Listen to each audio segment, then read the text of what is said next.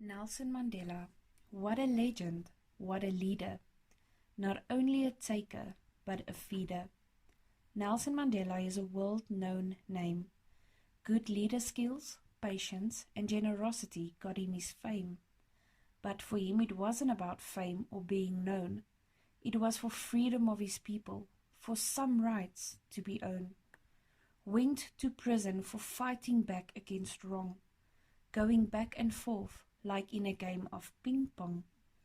Lessons learned by his father, mother, and a donkey, believe it or not. Lessons that he kept forever and which he never forgot. On Robben Island he served his time. 25 years for something which wasn't really a crime.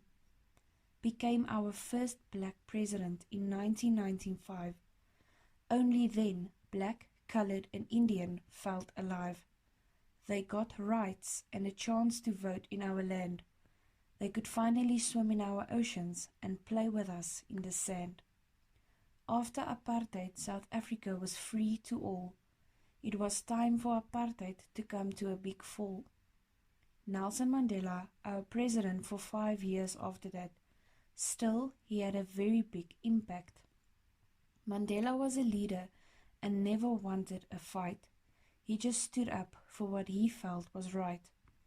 A rainbow nation was born and it was great. It really opened up the gate. The gate to freedom, the gate to rights. Working together, building a nation without any fights. Sadly, on the 5th of December 2013, Nelson Mandela died at the age of 95.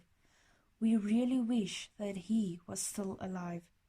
For him to see what people do on Nelson Mandela Day will make him so happy and satisfied, I have to say. 18 July, a very important date in our country every year.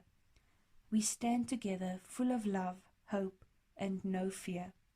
Like Nelson Mandela said, education is the most powerful weapon which you can use to change the world. Let us take hands, work together, and keep our nation uncalled.